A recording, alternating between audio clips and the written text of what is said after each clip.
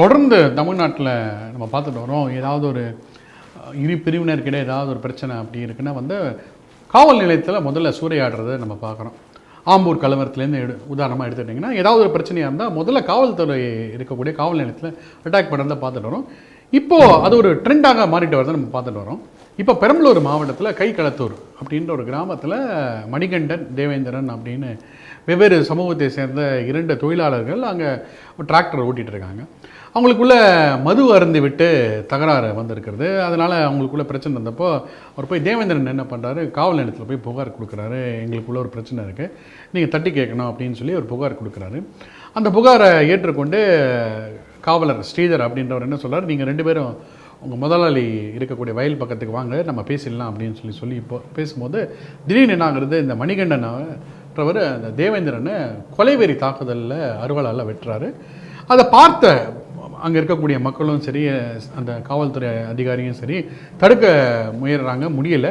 அப்புறம் அந்த மணிகண்டன் ஓடுறாரு. அது அப்புறம் மக்கள்லாம் சேர்ந்து அவரை துரத்தி பிடித்து காவல் நிலையத்தில் ஒப்படைக்கிறாங்க. அதுக்குள்ளே மணிகண்டனை அரசு மருத்துவமனைக்கு எடுத்துன்னு போகிற வழியில் அவருடைய உயிர் பிரிந்து விட்டது.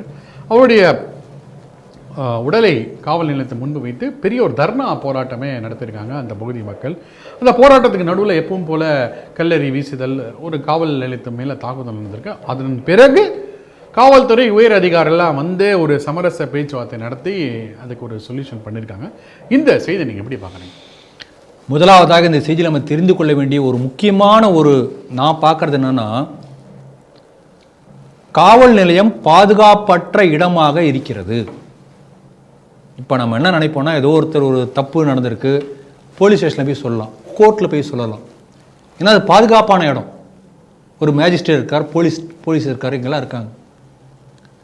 ஆனால் நீதிமன்ற வளாகத்தில் கொலை, காவல்துறை போலீஸ் ஸ்டேஷன் முன்னாடி வெட்டி கொலை. அப்போ பாதுகாப்பற்ற நிலையில் ஒரு போலீஸ் ஸ்டேஷன் காவல் நிலையமோ அல்லது நீதிமன்ற வளாகம் இருக்கின்றது சொன்னால் தமிழ்நாட்டில் எங்கேயுமே பாதுகாப்பே கொடுக்க முடியாத அளவுக்கு மோசமான சூழ்நிலை இருக்கிறது. அதான் நான் பார்க்குற முதல் ஒரு அலார்மிங் சிச்சுவேஷன். ரெண்டாவது பாருங்க, போலீஸ் கண் முன்னால் 8 ஹெட் கான்ஸ்டபிள் முன்னாடி, சாதாரண ஹெட் கான்ஸ்டபிள் 8 கண் முன்னாலேயே வெட்டி இருக்காங்க. அவன் முன்னாடி பக்கத்தில் இருக்கார். அப்போ நமக்கு என்ன ஒரு 2-3 விஷயமா பார்க்கலாம். ஒன்று, போலீஸ் ஆதரவாக இருக்கலாம், மேபி இல்லையா? ஏன்னா ஜாதி சண்டைன்னு சொல்கிறீங்க, இந்த குறிப்பிட்ட ஜாதிக்கு அப்படி ஆதரவாக இருந்திருக்கலாம், அப்படி ஒரு கோணத்தில் இது இருக்கலாம் வாய்ப்பு. இன்னொன்று, போலீஸ் கையால் ஆகாத நிலையில் இருப்பாங்களா, என்ன அடிக்கலாம், என்ன பண்ண முடியும்னு நினைக்கலாம். அப்படின்னா அது ஆபத்து தான், அப்படி பார்த்தாலுமே. ஆக எந்த வகையில் பார்த்தாலும் தமிழகத்திலே சட்டம் ஒழுங்கை காக்கக்கூடிய நிலையில் போலீஸ் இருக்கிறதா இல்லையா, இந்த கேள்வி நமக்கு இப்படி ஆராய்ச்சி பண்ணும்போது நமக்கு வருகிறது.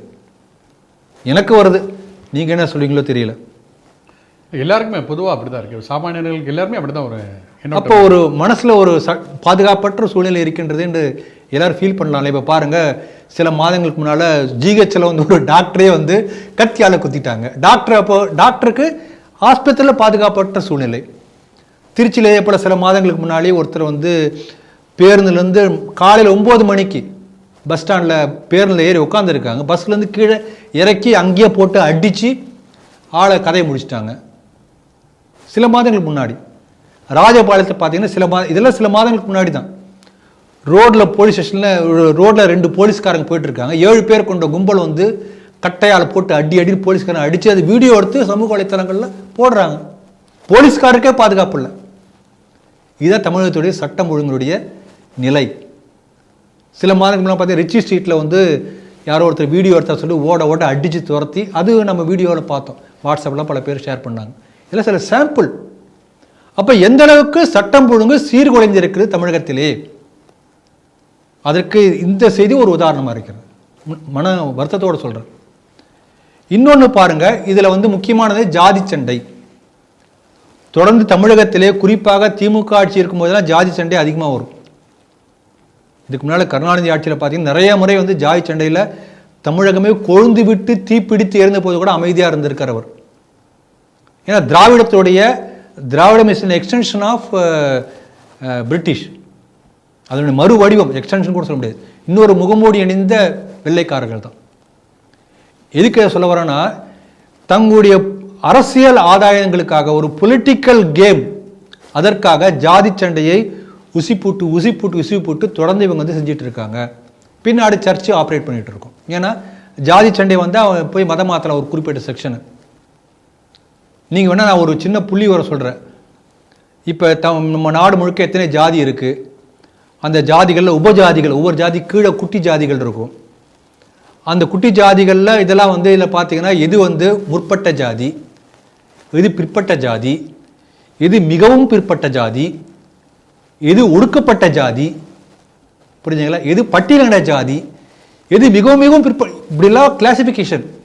இதுக்கு கீழே இது கீழே இந்த ஜாதி, இதுக்கு இந்த ஜாதி, அப்படி ரேங்க்கு ஆயிரக்கணக்கான ஜாதிகளை பட்டியலிட்டு இப்படி பண்ணது யாரு சொல்லுங்க?